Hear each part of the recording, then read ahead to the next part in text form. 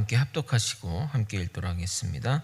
에브라임 산지 라마다임 소빔에 에브라임 사람 엘가나라 하는 사람이 있었으니 그는 여로함의 아들이요 엘리후의 손자요 도우의 증손이요 숲의 현손이더라.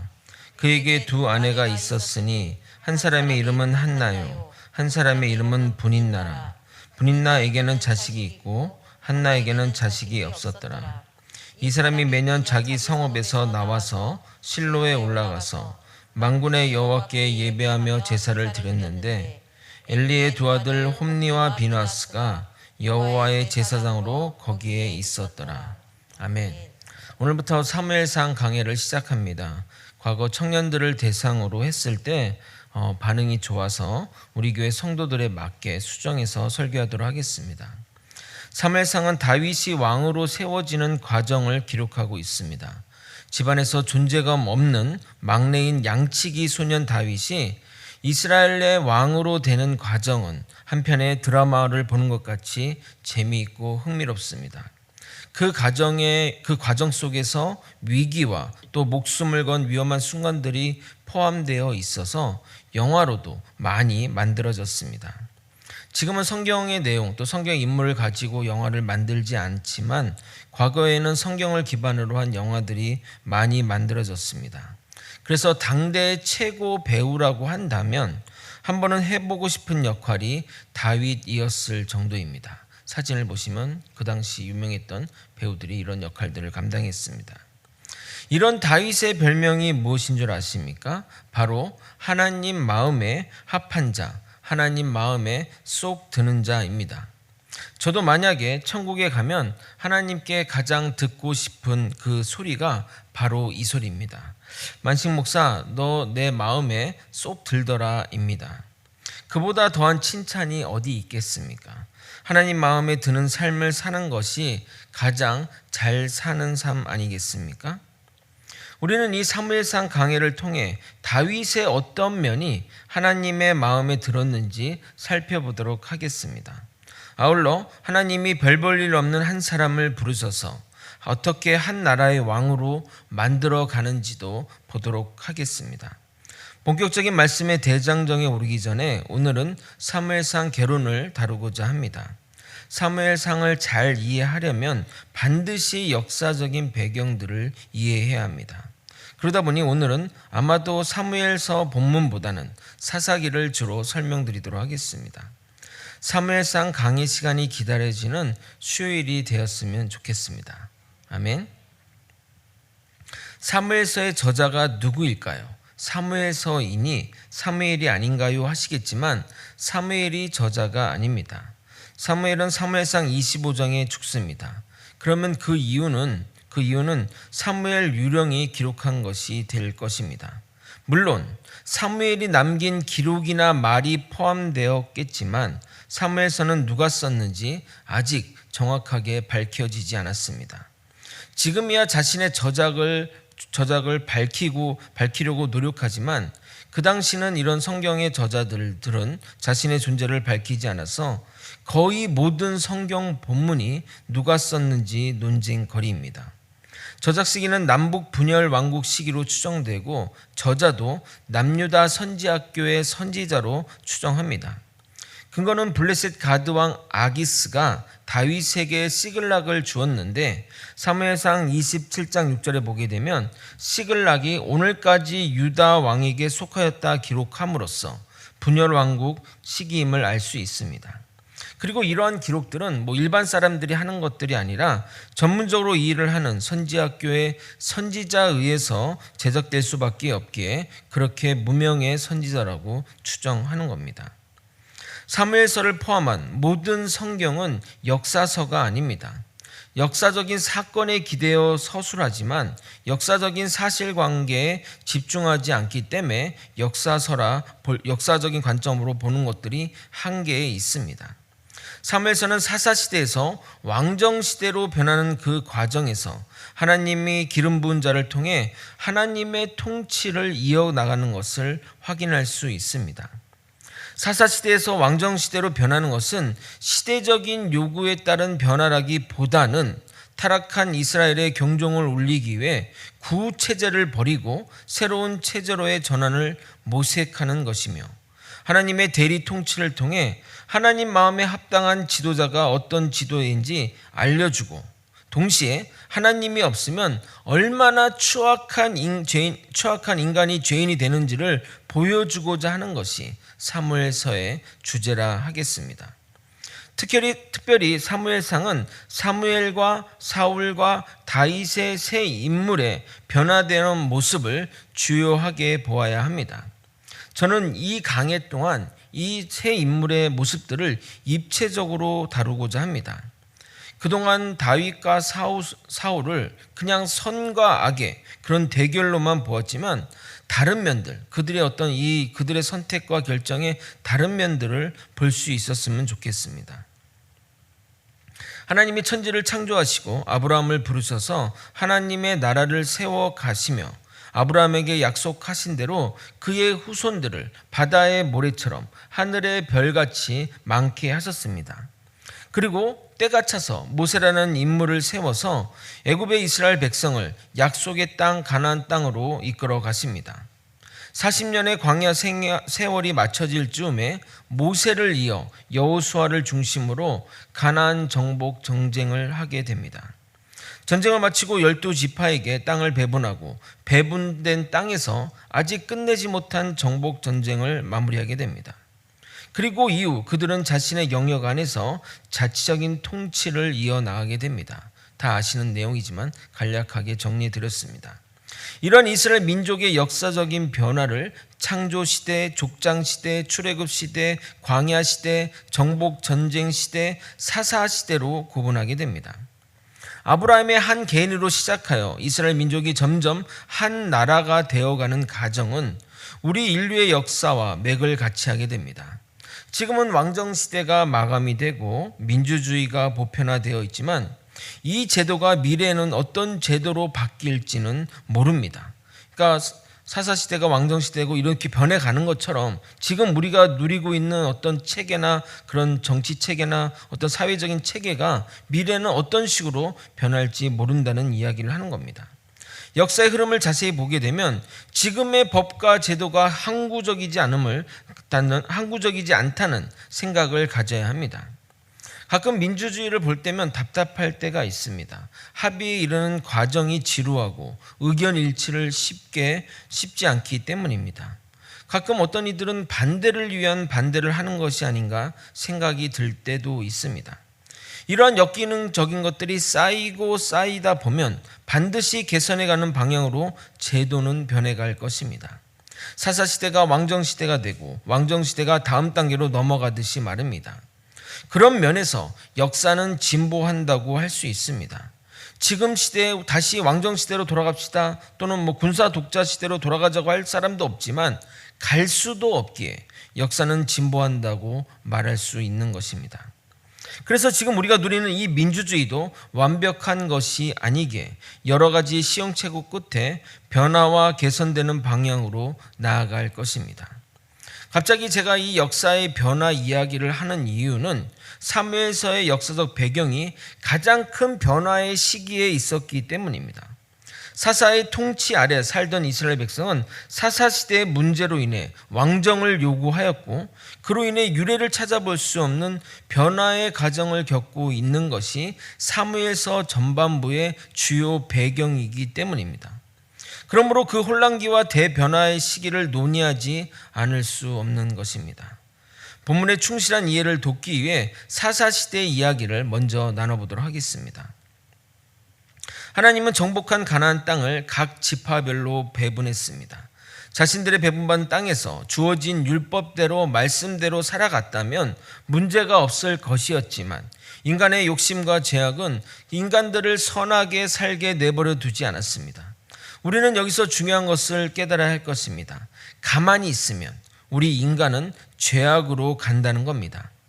인간의 역사는 방향성을 가지고 있어서 그 끝은 종말을 향해 죄악으로 나아갑니다. 그러므로 내가 특별히 죄악을 저지르지 않는다 할지라도, 그리고 죄악을 선택하지 않는다 할지라도 이 죄악의 열차만 타고 있어도 우리는 멸망의 길로 가게 된다는 겁니다. 그러므로 우리는 말씀을 따라 내 본성을 거슬러 주님의 길로 거꾸로 올라가야 하는 것입니다.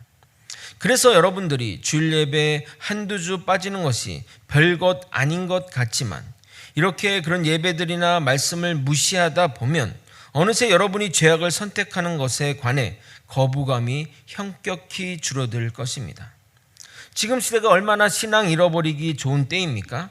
세상에서 교회에 대해 비판적인 입장이고 교회 다닌다고 하면 안 좋은 시선으로 바라보니 말입니다. 결국 이런저런 이유로 교회를 멀리하다 보면 제가 여러분에게 하는 이야기들이 따분하게 들리고 시대착오적인 것 같이 들리고 괜히 여러분을 옥죄는 것처럼 느껴질 것입니다. 그러면서 자연스레 우리는 불신의 길, 죄악의 길로 가는 겁니다. 사사시대가 그랬습니다. 말씀이 분명히 존재했고 그 말씀을 주신 하나님이 여전히 살아 역사하시는데 사람들은 말씀대로 살지 않았고 자신의 소견에 옳은 대로 살아갔습니다. 가나안 사람들과 구별되어 살라고 그렇게 강조하고 강조했는데 오히려 그들은 그 이방인을 받아들이고 그들의 문화와 풍습을 따르고 나중에는 그들의 신앙까지, 그들의 신까지 받아들이게 된 것입니다. 그들은 결국 죄악의 길로 가게 되었고 멸망의 길로 가게 된 것입니다. 이때는 하나님이 이스라엘을 통치하던 때인지라 이스라엘이 죄악의 길로 가게 되면 주변의 나라를 들어 이스라엘 민족을 혼을 냈습니다. 혼이 나면 그때서야 정신을 차리고 주님께 매달려 살려달라고 기도했습니다.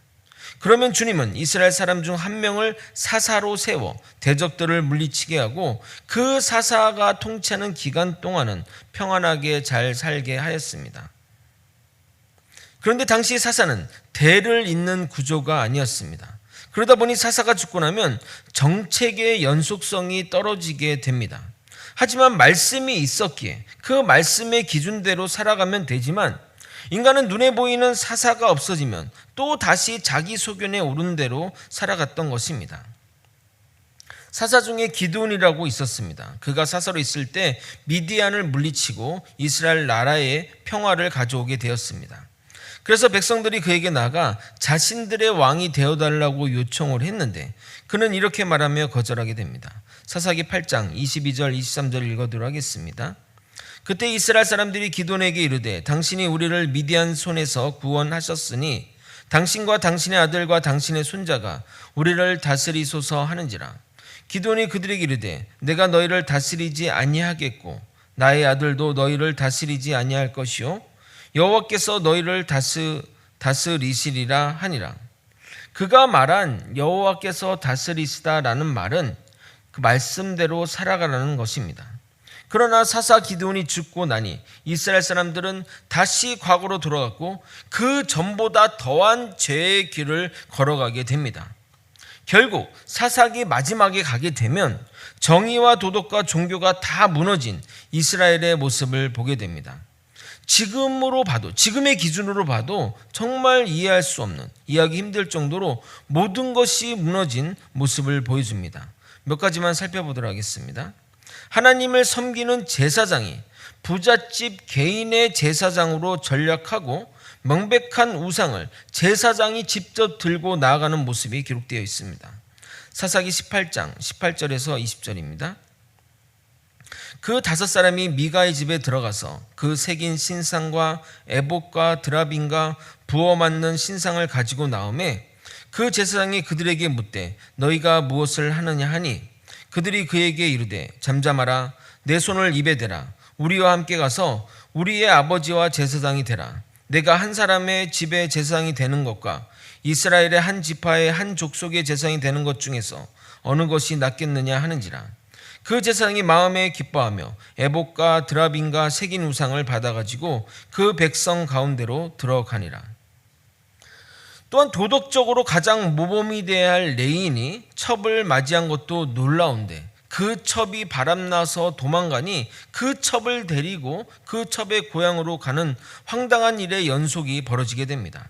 거기다가 간음을 하게 되면 율법의 징계를 따라야 하는데 전혀 그런 것들이 지켜지지 않는 이스라엘의 모습을 볼 수 있습니다. 사사기 19장 1절에서 2절입니다. 이스라엘의 왕이 없을 그때, 이제 상징적인 표현이죠. 자기 멋대로 한다 이 얘기를 하는 겁니다.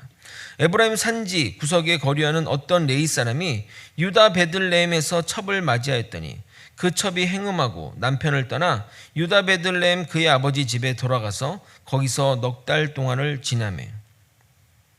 그리고 이 죄악들이 어떻게 발전하는지 보시기 바랍니다. 결국 그 첩을 설득하여 집에 돌아가는 길에 밤이 어두워 한 마을에 들어가 둘이 유숙하는데 동네 불량배들이 오더니 문을 두드리며 집주인에게 이 집에 있는 외부인을 내놓으라고 말하는 겁니다. 그를 강간하겠다고 말입니다. 그 강간도 동성끼리 말입니다. 사사기 19장 22절에서 25절입니다. 그들이 마음을 즐겁게 할 때 그 성읍의 불량배들이 그 집을 에워싸고 문을 두들기며 집주인 노인에게 말하 이르되 내 집에 들어온 사람을 끌어내라. 우리가 그와 관계하리라 하니 집주인 그 사람이 그들에게 나와서 이르되 아니라 내 형제들아 청하노니 이 같은 악행을 저지르지 말라. 이 사람이 내 집에 들어왔으니 이런 망령된 일을 행하지 말라. 보라 여기 내 처녀 딸과 이 사람의 첩이 있은즉 내가 그들을 끌어내리니 너희가 그들을 욕보든지 너희 눈에 좋을 대로 행하되 오직 이 사람에게는 이런 망령된 일을 행하지 말라 하나 무리가 듣지 아니하므로 그 사람이 자기 첩을 붙잡아 그들에게 밖으로 끌어내매 그들이 그 여자와 관계하였고 밤새도록 그 여자를 능욕하다 새벽 미명에 놓인지라. 지금 이 이야기가 이방인의 마을, 그런 죄악의 마을에서 일어난 일이 아니라 베냐민 지파 마을에서 일어난 일이고 자신의 동족에게 한 행동입니다.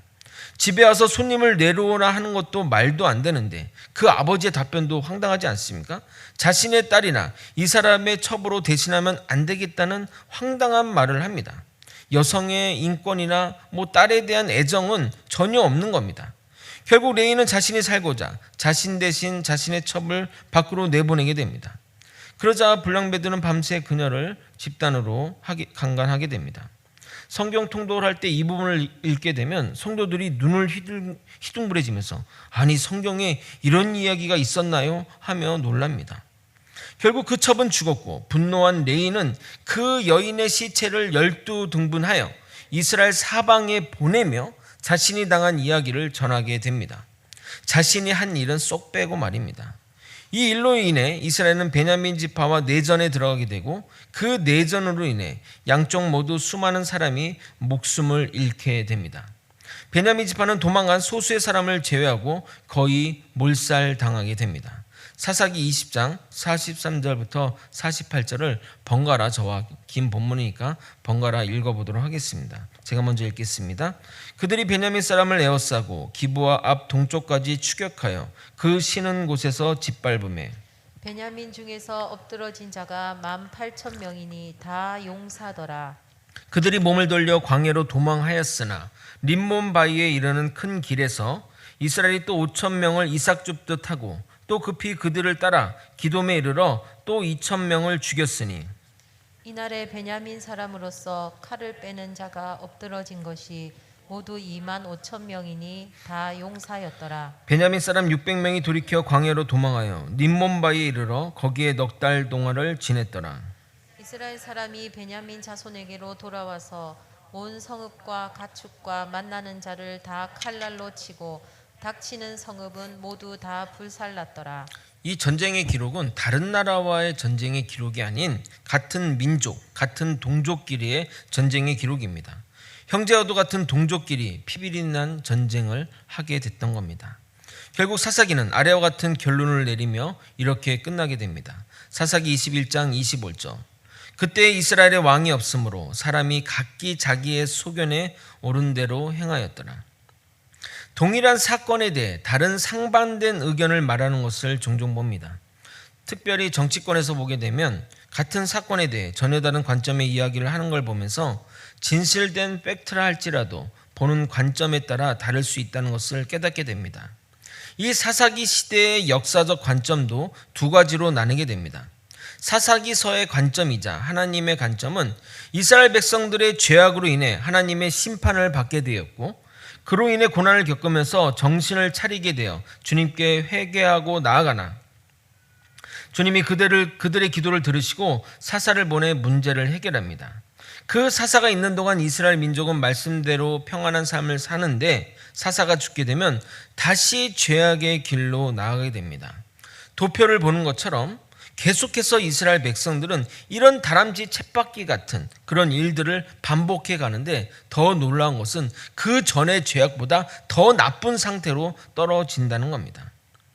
인간은 눈에 보이는 사람을 무서워 따르지만 보이지 않는 하나님은 살아계시고 역사하시는데도 그것을 보지 못하고 자기 소견에 오른 대로 행동합니다. 그들에게 주어진 말씀은 명문화된 조문에 불과합니다. 마치 우리가 헌법이 뭔지도 모르지만 잘 살아가는 것처럼 말입니다. 우리에게 참된 왕이 있어도 왕이 없는 듯 살아가는 모습이 이스라엘의 모습인 것입니다. 반면 사사기 시대를 바라보는 세상의 관점은 사사시대의 혼란은 나라가 중앙 집권적이지 않고 왕이 없으므로 정책의 영속성이 없어서 생기는 문제라고 봅니다. 그래서 해결책은 눈에 보이는 왕을 세워 왕을 중심으로 온 국민과 나라가 뭉친다면 외부의 적들의 위협을 당당히 이겨낼 수 있다고 본 겁니다. 외부의 나라들이 왜 이스라엘을 공격하며 힘들게 하는 근본 원인은 생각하지 못하고 말입니다. 역사의 주관자이시며 우리를 선한 길로 인도하시는 하나님을 보지 못하면 문제의 근원을 보지 못하고 현상만으로 판단하여 결론을 짓게 마련입니다. 결국 세상의 관점으로 사사시대를 규정한 백성들의 요구를 따라 하나님은 백성들의 요구를 따라 그 왕을 세우게 허락하십니다. 우리에게 필요한 진정한 왕이 오실 때까지 말입니다. 그러면 이제 사무엘서의 역사적인 배경을 사무엘서와 연결하여 설명드리도록 하겠습니다. 사무엘서는 사사시대에서 왕정시대로 넘어가는 그 과도기를 다루고 있습니다. 이 책의 첫 번째 주요 인물인 사무엘은 이스라엘 최후의 사사입니다. 사사시대에서 왕정시대로 나간다는 것은 그냥 왕이 바뀌는 수준 또는 어떤 통치자가 바뀌는 수준의 이야기가 아니라 지금까지 온 이스라엘의 통치체계의 근간이 바뀌는 정말 획기적인 일입니다. 왜냐하면 왕정이 되기 전까지는 이스라엘은 완벽한 신정 국가였기 때문입니다. 하나님을 대리하여 통치하는 사사는 정치, 경제, 국방 및 종교의 수장을 겸임하였습니다. 반면 왕정시대로 넘어가게 되면 정치와 종교가 분리되게 됩니다. 물론 이스라엘은 전체적으로 보면 신정국가에 가깝지만 통치 영역과 종교의 영역은 분리가 이루어지게 됩니다. 그래서 왕과 제사장 및 종교 지도자 그룹이 형성된 것입니다. 그러므로 사무엘서의 전반적 모습은 타락의 끝을 달리는 이스라엘 상황과 정치적으로 극도로 혼란한 상황 가운데 일어난 일임을 염두에 두고 읽으셔야 사무엘상의 그 역사적인 상황들을 이해할 수 있습니다. 사무엘서 1장 1절입니다. 오늘은 딱 3절만 이야기하고 설교를 마치도록 하겠습니다. 사무엘상 1장 1절을 여러분이 한번 읽어보도록 하겠습니다. 함께 읽겠습니다. 시작. 에브라임 산지 라마다임 소빔에 에브라임 사람 엘가나라 하는 사람이 있었으니 그는 여로함의 아들이요 엘리후의 손자요 도후의 증손이요 수부의 현손이더라. 첫 번째 등장 인물은 엘가나입니다. 그는 향후 사무엘의 아버지가 될 사람이자 한나의 남편입니다. 그는 여로함의 아들이요 엘리후의 손자요 도후의 증손이요 습의 현손입니다. 역대상에 기록된 레위 가문의 족보를 보면 사무엘과 엘가나 이름이 나와 있는 것으로 볼 때 그들은 레위인이 분명합니다. 엘가나는 레위인으로서 종교와 관련된 일에 종사해야 하나 그렇지 않아 보입니다. 거기다가 2절을 보게 되면 아내가 2명인 것으로 보이는데 종교적으로 모범을 보여야 할 레위인이 아내가 2명이라는 것은 그 자체가 얼마나 타락했는지를 보여주는 모습이라 할 수 있습니다. 물론 지금과 같이 법적으로 일부 일처제가 확립된 시기는 아니었지만 창조의 원리를 따르게 되면 일부 일처제가 합당한 제도입니다. 창세기 2장 24절이 성경적인 근거입니다. 읽어드리도록 하겠습니다. 이러므로 남자가 부모를 떠나 그의 아내와 합하여 둘이 한 몸을 이룰지라. 셋 또는 그 이상이 한 몸을 이룰 수는 없습니다. 오직 남녀 두 명이 하나가 되는 것이 하나님의 정한 원리이지만 인간의 타락으로 인해 경제력이 있는 자들은 아내를 더 받아들였던 것입니다. 하지만 상속권과 우선권에서 반드시 정부인이 더 많은 혜택을 받게 하였습니다. 성경을 보게 되면 엘가나는 상당한 재력이 있는 것으로 보입니다. 재산을 가질 수 없었던 레인이 경제력이 있고 아내를 2명 두었다는 이 현실 자체가 지금의 상황이 잘못된 상황임을 사무엘서는 서두부터 말하고 있는 겁니다. 이어서 2절과 3절을 읽어보겠는데 자세히 읽지 않으면 본문이 전하고자 하는 깊은 의미를 이해할 수 힘드니 한번 천천히 읽고 살펴보도록 하겠습니다. 2절과 3절을 읽겠습니다. 시작. 그에게 두 아내가 있었으니 한 사람의 이름은 한나요, 한 사람의 이름은 분인나라. 분인나에게는 자식이 있고 한나에게는 자식이 없었더라. 이 사람이 매년 자기 성읍에서 나와서 실로로 올라가서 만군의 여호와께 예배하며 제사를 드렸는데 엘리의 두 아들 홈니와 비나스가 여호와의 제사장에 거기에 있었더라. 한나는 엘가나의 정식 부인입니다. 그리고 분인나는 이후에 들어온 첩입니다. 그런데 한나는 자식이 없고 분인나는 자식이 있습니다. 정작 있어야 할 부인은 자식이 없고 없어도 되는 첩은 자식이 있습니다. 거기다가 자식을 가지고 있다는 이유로 분인나가 한나를 괴롭힙니다. 6절에 보면 그런 내용이 있습니다. 여호와께서 그에게 임신하지 못하게 하심으로 그의 적수인 분인나가 그를 심히 격분하게 하여 괴롭게 하더라. 첩이 정부인을 괴롭힌다는 것은 그 당시로서는 말도 되지 않는 상황입니다. 창세기 사라처럼 정부인이 첩을 하대하는 경우는 있어도 첩이 정부인을 격분시키고 괴롭게 시키는 일은 말도 되지 않습니다. 또한 3절에 보게 되면 엘리의 대사장 아들 2명이 있는데 둘 다 정말 지금 표현으로 하자면 막대 먹은 아들입니다. 하나님께 드린 제물을 자신들이 먼저 제사를 드리기 전에 취하기도 하고 성적인 문란함과 타락함이 도를 넘었습니다. 사무엘상 3장 22절 23절의 기록입니다. 엘리가 매우 늙었더니 그의 아들들이 온 이스라엘에서 행한 모든 일과 해막문에서 수동드는 여인들과 동침하였음을 듣고 그들에게 이르되 너희가 어찌하여 이런 일들을 하느냐. 내가 너희의 악행을 이 모든 백성에게서 듣노라. 그런 두 아들이 여호와의 제사장으로 있다는 겁니다. 그러니까 그들이 여호와의 제사장이 거기 있었다라는 그 문장은 그 뒤에 전체적인 어떤 문맥을 고려하면 수많은 의미가 담겨 있다고 해석할 수밖에 없습니다. 그러니까 할 말은 많지만 하지 않는 상황인 겁니다. 성경을 읽다 보면 이 본문 서두는 글의 배경을 또는 앞으로의 상황을 감정 없이 담백하게 간략하게 설명되는 것을 보게 될 것입니다. 그러므로 사무엘상은 글을 시작하면서 모든 것이 정상이 아닌 상황을 담담한 어조로 말하고 있는 겁니다. 있어야 할 곳에 없고 없어야 할 곳에 있고 비정상이 정상을 핍박하고 있어서는 안 되는 자가 그 자리를 차지하고 있는 말도 안 되는 상황인 것입니다. 그래서 정상적인 것이 비정상화되었고 잘못된 것이 옳은 것을 대체하게 된 겁니다. 저는 이 사무엘서의 배경이 지금 대한민국 교회의 모습과 다르지 않다고 생각합니다. 건강한 사람이 아픈 사람을 돌보고 기도하고 여유 있는 사람이 어려운 사람을 돌보는 것이 정상이듯이 교회가 세상을 걱정하고 기도해야 하는데 세상이 교회를 위해 기도하고 걱정하는 상황이 되었기 때문입니다. 성도들보다 더 철저한 더 엄격한 도덕성으로 사역자가 무장해서 살아야 되는데 각종 성범죄, 돈 문제, 비리 문제로 신문지상에 오르내리니 같은 목회자로서 얼굴 들고 다니기가 민망할 정도입니다. 대한민국 교회의 성도들은 시청이나 길거리로 나설 것이 아니라 교회와 자신의 삶에서 거룩한 하나님의 성품을 따라 기도하며 그 삶을 실천해야 할 것입니다. 그렇지 않다면 하나님은 한국교회의 촛불을 옮겨버리실 것입니다. 아니, 실제 옮기신 것이 아닌가 생각이 들 정도입니다. 요한계시록 2장 5절은 이렇게 얘기합니다. 그러므로 어디서 떨어졌는지를 생각하고 회개하여 처음 행위를 가지라. 만일 그리하지 아니하고 회개하지 아니하면 내가 내게 가서 내 촛대를 그 자리에서 옮기리라. 하나님이 자리를 옮기시겠다는 겁니다. 하나님이 주셨던 모든 어떤 그 놀라운 은혜와 축복의 걸 옮기겠다고 하는 겁니다. 말씀을 정리하겠습니다. 물론 일부의 목회자이겠지만 여러 가지 사건 사고에 목회자의 이름이 올라오게 되면 목회자로서, 아니 한 명의 신앙인으로서 자괴감이 들고 힘이 빠지게 됩니다.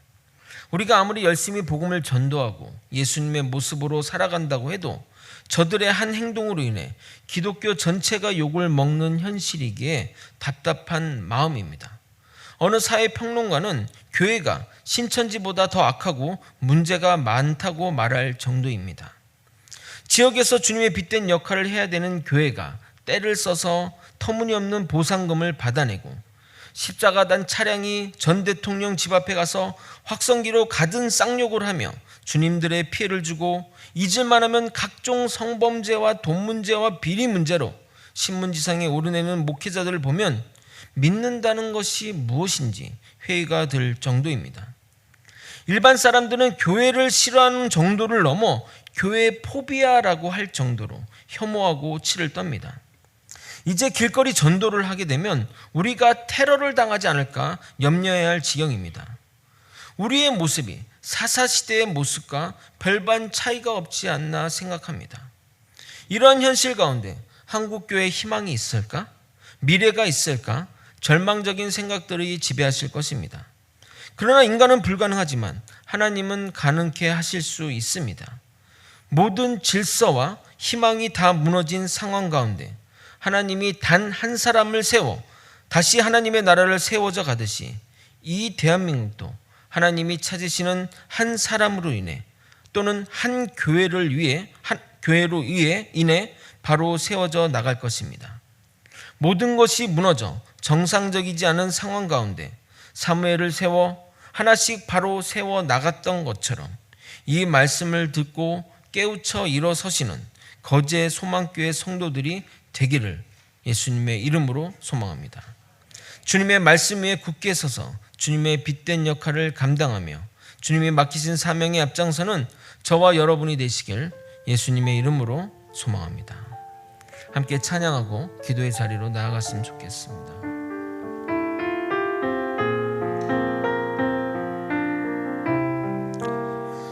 눈을 감고 찬양하겠습니다. 왕이신 나의 하나님, 왕이신 나의 하나님, 내가 주를 높이고 영원히 주의 이름을 송축하리.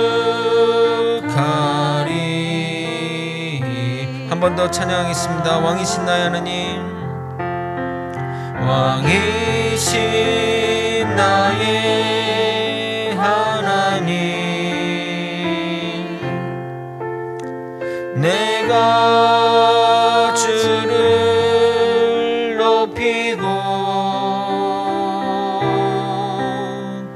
영원히 주의 이름을 송축하리라. 여러분과 함께 세 가지 정도의 기도 제목을 나누고자 합니다. 한국교회를 위해 기도했으면 좋겠습니다. 이번 코로나 팬데믹 상황에서 가장 피해를 본 자들이 자영업자들이고 교회라고 합니다. 모든 교회가 성도의 3분의 1 이상이 교회를 떠나거나 신앙을 버렸다고 합니다. 심지어 비기독교인의 기독교의 전입이 거의 막혔다고 말합니다. 점도를 집중하는 교회가 느끼는 바깥 공기는 시베리아 공기라고도 할 정도입니다. 계속해서 정신을 못 차리면 사사시대처럼 하나님은 다른 이들을 들어 우리를 심판하실 것입니다. 아니, 지금 심판 중인지도 모릅니다. 그래도 안 되면 하나님은 판을 엎으실지도 모릅니다. 우리는 정말 정신 차리고 회개하고 주님의 빛된 역할을 감당해야 합니다. 우리가 한다고 달라지겠냐 생각도 드시겠지만 하나님은 한 사람을 세워 변화시켰듯이 우리를 통해서도 가능하리라 믿습니다. 우리 함께 주님의 이름 부르며 회개 기도하시겠습니다. 주여! 이 시간 다 함께 하나님 회개 기도하기 원합니다. 아버지, 한국 기독교의 문제를 나의 문제로 인식하며 아버지, 우리가 정말 하나님께 주님의 빛된 역할들을 감당하지 못했던 아버지, 우리의 삶의 모습들, 예수님을 닮지 못했던 삶의 모습들을 회개하며 주님께 무릎 꿇고 나아가기를 소망합니다. 아버지, 한국교회를 위해 기도하지 않았습니다. 기도하지 않은 죄를 용서하여 주시옵소서. 한국교회가 어떻게 되든 나와는 상관없다고 생각하며 한국교회가 썩어가고 병들어가는데도 아버지 그렇게 기도하지 않았던 것입니다. 시대가 점점 변해가고 아버지 죄악으로 물들어가는데 아버지, 나는 나의 삶의 목적만, 아버지 나의 유익만 위해 기도했던 지난 날들을 용서하여 주옵소서. 아버지, 한국 기독교가 정말 바른 길로 나아갈 수 있도록 아버지, 우리의 목회자들이 정말 정신 차리고 믿음의 길로 나아갈 수 있도록 이끌어 주시고 인도하여 주시옵소서. 지금도 늦지 않았다면 우리의 기도를 들으셔서 하나님이 우리의 향해서 하나님의 역사들을 이뤄갈 줄 믿습니다. 한국교회를 통해 아버지 하나님 놀라운 일들을 아버지 계속해서 진행해 나갈 수 있도록 역사하여 주시옵소서. 우리의 죄악들을 용서하고 우리의 죄악들을 하나님께 고백하며 하나님의 뜻 가운데 살아가는 믿음의 백성들이 다 될 수 있도록 역사하여 주시옵소서. 주님, 붙들어 주시옵소서. 우리의 죄악들을 용서하시고 우리를 여전히 붙들어 주셔서 하나님의 뜻대로 살아가는 아버지 믿음의 백성들이 되게 도와주시옵소서. 여러가지 상황들 속에서 혼란 속에 있고 아버지 여러가지 상황들 속에서 교회나 여러가지 사회가 혼란스럽지만 이럴 때일수록 더욱더 말씀에 의지하여 말씀 따라 아버지 믿음 따라 그리고 예수님의 모습 따라 살아가는 믿음의 백성들이 다 될 수 있도록 도와주시옵소서. 아버지, 그동안 교회가 성장 위주의 정책을 펼치고 아버지 눈에 보이는 건물에 아버지 힘을 썼었지만 이제는 아버지 내실을 다지고 하나님의 뜻 가운데 우리의 백성들, 우리의 주의 성도들이 믿음의 백성들로 나아갈 수 있도록 역사하시고 이끌어 주시옵소서. 주님, 정말 아버지 사사시대처럼 아버지 멸망의 길로 걸은 것처럼 아버지 우리가 그렇게 멸망의 길로 나아가지 않도록 이끌어 주시옵소서. 아버지, 저 어리석은 자들이 아버지 또 저렇게 하는군요 판단하지 말고 우리가 그런 모습임을 깨닫고 죄악을 벗어나 주님께 나아갈 수 있도록 역사하여 주시옵소서. 두 번째 기도 제목입니다. 여전히 죄 많은 인간이고 여전히 자기 소견에 따라 사는 인간이지만 주님께 붙들리면 주님이 선한 길로 인도하실 줄 믿습니다. 문제 많은 세상에서, 그리고 모든 것이 비정상적인 세상에서 집안에 아무 존재가 없는 다윗을 세워 하나님의 나라를 세워 나갔듯이 우리 또한 주님께 붙들린 자 되기를 소망합니다. 우리 거제 소망교회, 한국교회 아무 의미 없는 존재감 없고 지금 사라진다 해도 누구도 신경 쓰지 않는 작은 교회이지만 하나님께 붙들려 하나님의 사명을 감당하는 교회 되기를 소망합니다. 우리 교회에게 맡기신 사명을 생각하며 주님이 궁극적으로 이루어질 것을 믿으며 이 일에 돕는 자를 붙여주시고 물질의 후원자를 보내시고 열심히 일할 일꾼을 세워주시옵소서. 다 함께 주님의 이름 부르고 다 함께 통성으로 기도하시겠습니다. 주여! 하나님 아버지, 우리가 아버지 여러전히 죄악의 가운데 있고 아버지 모자라고 자기 소견에 따라 살았던 인간이지만 이제는 온전히 주님께 붙들린 자 되어 주님의 사명을 감당하는 아버지 우리가 되게 도와주시옵소서. 아버지, 대한민국의 아버지 거제면에서 아버지 거제 소망교회가 무슨 역할을 하겠냐 자기가 믿을 수도 있지만 아버지, 정말 집안에 아무런 존재감이 없는 있는지도 모르던 다윗을 세워 하나님의 나라를 아버지 그 이스라엘을 하나님의 나라로, 하나님의 된 나라로 이끌어갔던 것처럼 아버지 하나님께 붙들리면 우리 거제 소망교회도 아버지 쓰임받을 수 있음을 믿고 아버지 주님께 나아가는 자 되게 도와주시옵소서. 아버지, 내 나이가 얼마인데 내 조건이 얼마인데 내 환경이 어떠한데 그런 것 결코 중요하지 않습니다. 아버지 80의 모세가 하나님께 쓰임받았던 것처럼 아버지 우리의 나이를 생각하지 않고 하나님께 붙들린 자 되어 하나님의 사명을 감당하는 믿음의 성도들이 다 될 수 있도록 역사하여 주시옵소서. 생각해보니 모세보다 다 젊고 모세보다 더 건강하고 모세보다 더 그런 자임을 깨닫고 하나님의 일들, 하나님의 사명을 잘 감당할 수 있도록 이끌어 주시옵소서. 주님의 붙들린 자 되게 되기 원합니다. 주님의 사명 감당하는 자 되기 원합니다. 주님, 어떠한 상황에서도 우리의 사명들을 잘 감당하게 도와주옵시고 하나님의 뜻 가운데 살아가는 우리 모든 거제 소망교회 백성들이 되게 도와주시옵소서. 아버지, 하나님 사명 감당할 때 돕는 자를 붙여주시고 여러가지 아버지 후원자들을 붙여주시고 하나님의 일들 가운데 감당할 수 있는 능력 주시고 이끌어 주시옵소서. 하나님께 붙들린 자 되기를 소망하오니 주님 역사하여 주시옵소서. 주님, 마지막으로 다음 세대를 위해 기도했으면 좋겠습니다.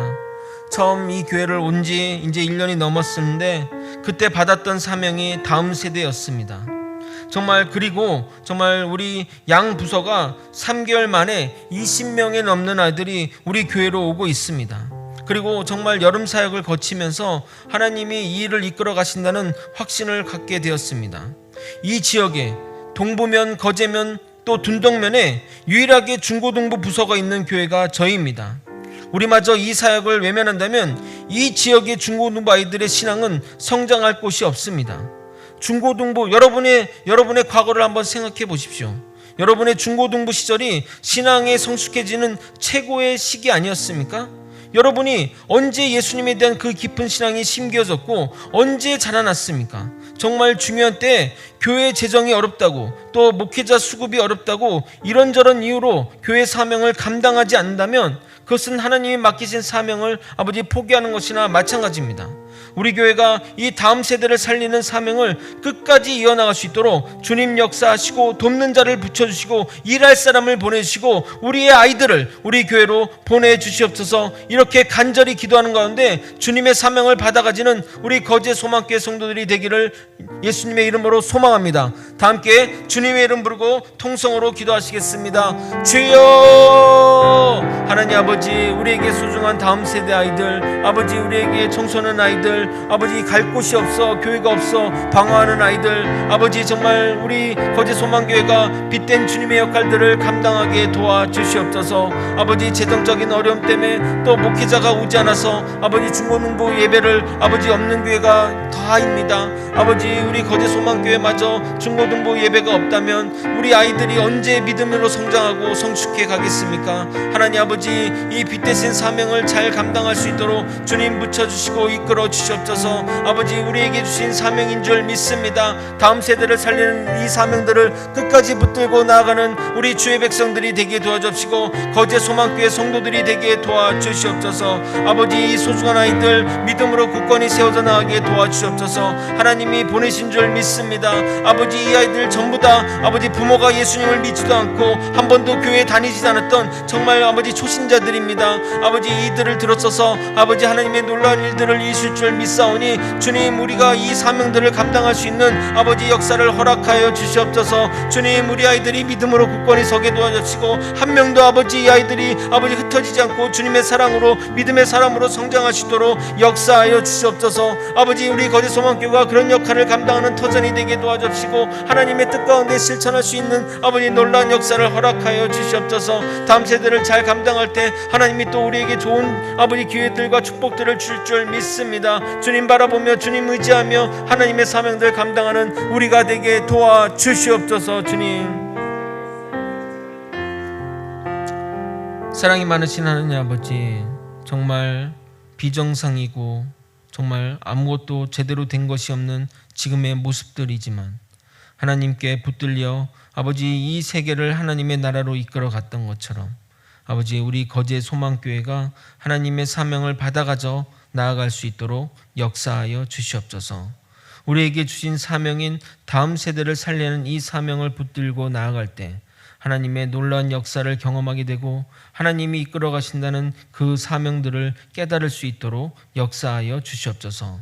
아버지 믿음이 약한 자들을 위해 아버지 증거를 보여주시고 눈으로 보이는 확증을 하여 주시옵소서. 주님의 뜻 가운데 살아가는 우리 모든 거제 소망교회가 될 수 있도록 이끌어 주시옵소서. 사랑이 많으신 예수 그리스도 이름으로 기도드립나이다. 아멘.